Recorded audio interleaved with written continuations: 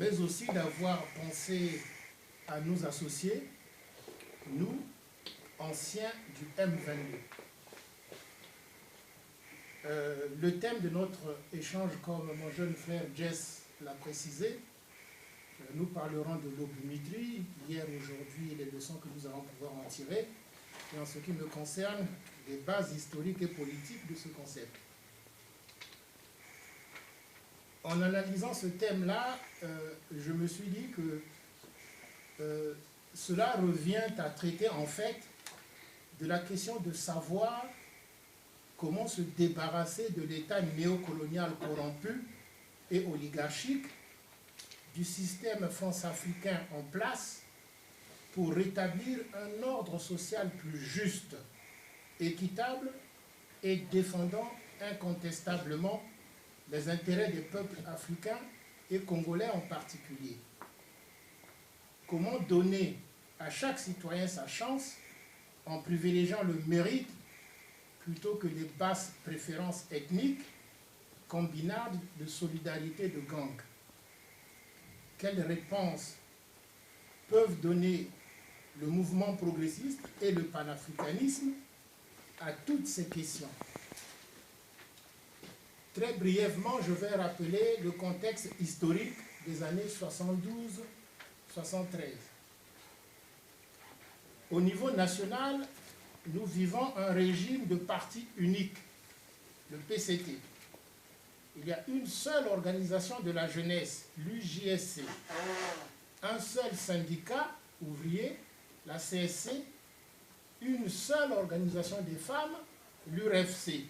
Voilà le décor politique au niveau national. Il n'y a pas de parti d'opposition. Ça se passe comme ça. Au niveau international, c'est la période où le monde est dans la période de la guerre froide entre l'Est et l'Ouest. Et au niveau du continent africain, on assiste aux dernières décolonisations, notamment l'Angola, le Mozambique, la Guinée-Bissau, le Cap-Vert, Sao Tomé et Principe, pour ne citer que ces pays-là. Le sigle Obumitri apparaît pour la première fois en 1973, lors de la publication de l'autocritique du M22. Donc, ce texte a été écrit par les 4 chefs historiques du maquis de la montagne, que sont Ange Diawara, Jean-Baptiste Ikoko, Jean-Pierre Oluka et Jean-Claude Bakekolo. Cette caractérisation découle de l'analyse qu'ils font du pouvoir congolais, de la situation régionale et internationale. Donc, l'Obumitri est un système de gestion du pouvoir qui consiste à décider des affaires du pays et du sort du pays par un groupe de quelques personnes, souvent de la même ethnie, et qui vient faire valider ces décisions au niveau du comité central du parti et ou du gouvernement. Le pouvoir réel n'est pas dans les institutions officielles, mais dans les officines occultes. Ces officines occultes ont pris le contrôle de l'appareil d'État, civil et militaire. Ils ont pris le contrôle du parti unique. Ce système a continué et continue, quelles que soient les alternances politiques.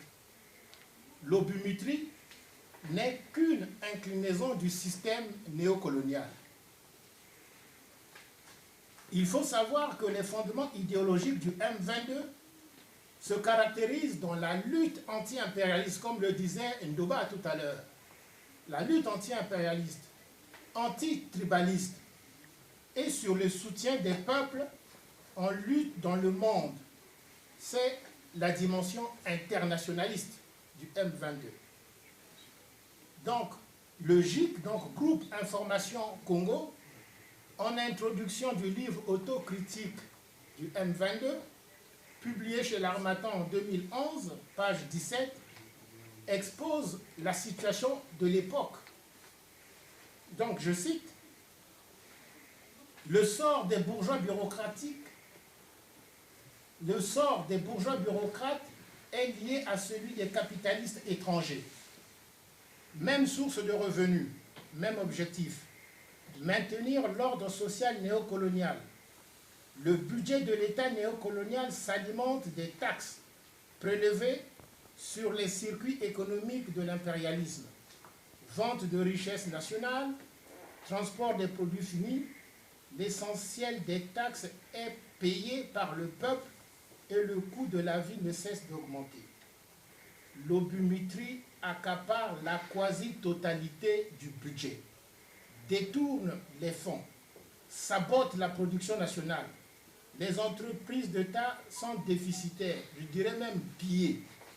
L'agriculture délaissée, car il n'y a aucun profit à tirer des activités économiques pour la bourgeoisie bureaucratique qui se préoccupe avant tout d'édifier sa propre fortune.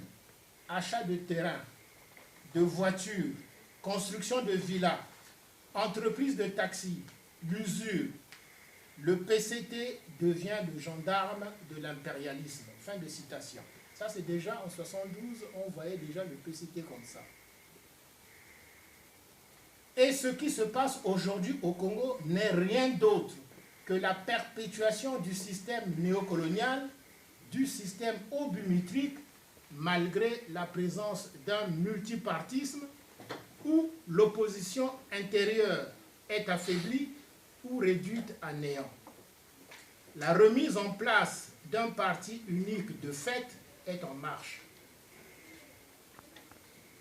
Peut-on limiter la notion d'obumitrie qu'à la frange de ceux qui exercent le pouvoir? En réalité, il y a un esprit obumitrie qui s'est installé au sein de l'élite congolaise. Qu'elle soit au pouvoir ou en dehors de celui-ci, la société politique congolaise s'organise sur des bases tribales.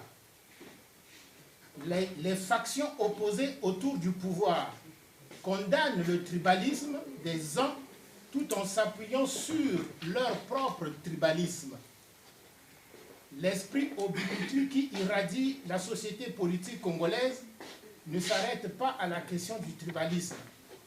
Sa dimension néocoloniale persiste aussi au sein de l'élite, prompte à fustiger le tribalisme des uns et des autres. Cette élite brille par un silence assourdissant sur les crimes et les dérives néocoloniaux.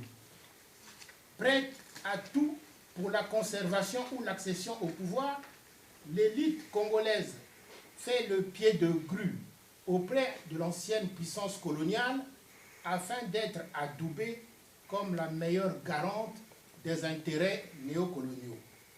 Pour preuve, le 23 décembre 2016, la paire Michel Sapin et Christine Lagarde s'étaient rendus en Afrique centrale, à Yaoundé, au Cameroun, afin d'exiger des chefs d'État de la zone CEMAC, Communauté économique et monétaire d'Afrique centrale, des mesures urgentes en matière monétaire et budgétaire.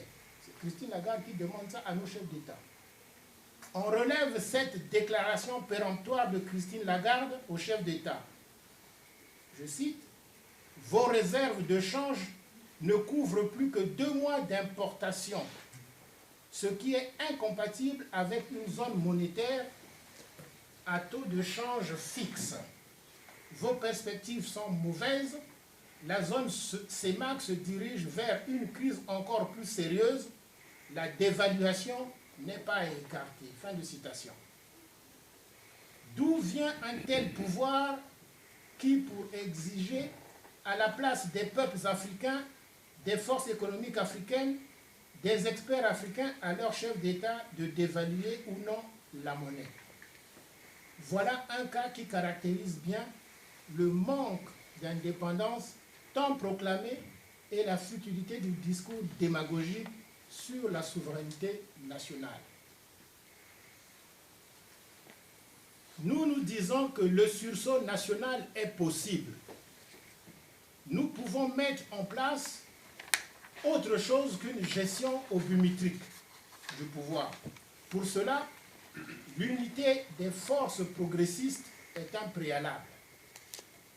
Peut-on aujourd'hui mettre les Congolais ensemble sur un même projet? Si les Congolais ne sont pas capables de se rassembler au-delà de leurs appartenances ethniques, il n'y aura plus de Congo. Il faut tracer une ligne de démarcation nette entre les progressistes convaincus et les France-Africains, qui ne se battent que pour une alternative entre griffes démocratiques. Car l'équation aujourd'hui est non seulement de faire partir la dictature, mais surtout de mettre fin à un système de domination et d'aliénation le plus injuste qu'ait connu le pays. L'élite politique congolaise doit mettre la conquête de la souveraineté au centre de ses revendications, car elle seule donnera la possibilité d'orienter les politiques économiques, militaires et sociales en fonction des intérêts du peuple congolais. Il n'est pas normal qu'un État comme le Congo, qui se dit indépendant depuis plus de 50 ans, n'ait pas une armée capable de défendre le territoire national.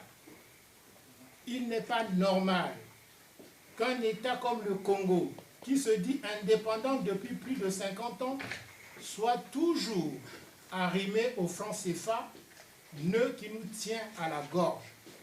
C'est pourquoi nous devons exhorter tous les États africains à s'engager avec nous dans un combat unitaire pour la souveraineté monétaire et pour la création d'une monnaie commune africaine. Il s'agit là d'un système conçu au sortir de la colonisation afin de permettre aux anciens colonisateurs de garder le contrôle sur les anciennes colonies. Par conséquent, nous devons savoir que lorsqu'un pays n'a pas de souveraineté réelle, il ne s'agit plus simplement d'alternance démocratique qu'il faut conquérir, mais d'un changement du système, quelque chose qui va au-delà d'un simple changement de régime. Il sera nécessaire de mettre en place un audit citoyen de dette publique pour en finir avec l'initiative PPTE, pays pauvres très endettés. Après, vous avez la réduction de la dette par la Banque mondiale. Enfin bon. Instrument de souveraineté, l'audit citoyen consiste à analyser de manière critique la politique d'emprunt suivie par les autorités du pays et à répondre à de nombreuses questions. Par exemple, pourquoi l'État a-t-il été amené à contracter une dette qui ne cesse d'enfler? Au service de quels choix politiques et de quels intérêts sociaux la dette a-t-elle été contractée? Qui en a profité? Était-il possible ou nécessaire de faire d'autres choix? Qui sont les prêteurs? Qui détient la dette? Quelle est la rémunération des prêteurs? Comment l'État s'est-il trouvé engagé? Par quelle décision? Prise à quel titre? Combien d'intérêts ont été payés? À quel taux? Et quelle est la part du capital qui a déjà été remboursée? Comment des dettes privées sont-elles devenues des dettes publiques? Nous devons exiger la transparence sur les revenus pétroliers en nous appuyant sur deux mots d'ordre. Le premier, vis-à-vis des compagnies pétrolières, nous devons exiger le publier ce que vous payez. Et vis-à-vis du gouvernement congolais, nous devons exiger le publier ce que vous recevez. Le pétrole n'est pas une ressource inépuisable. Voilà, chers amis, chers compatriotes, quelques éléments, quelques pistes qui nous permettront, j'en suis sûr, d'ouvrir un débat sur ces problèmes qui fondent mon engagement au sein de la Ligue panafricaine Umoja. Je vous remercie. Merci, merci. Alors, étant donné que les contributions et les actes de cette conférence feront l'objet d'une publication spécifique, avec votre accord bien entendu, je vais donc donner la parole donc, au public pour ouvrir une liste de peut-être 5 noms. Oui. Je sais pas vite.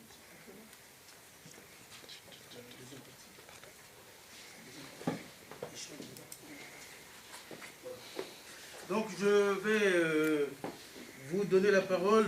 Je vais ouvrir une liste de 5 personnes qui vont poser des questions pour enrichir les échanges éventuellement.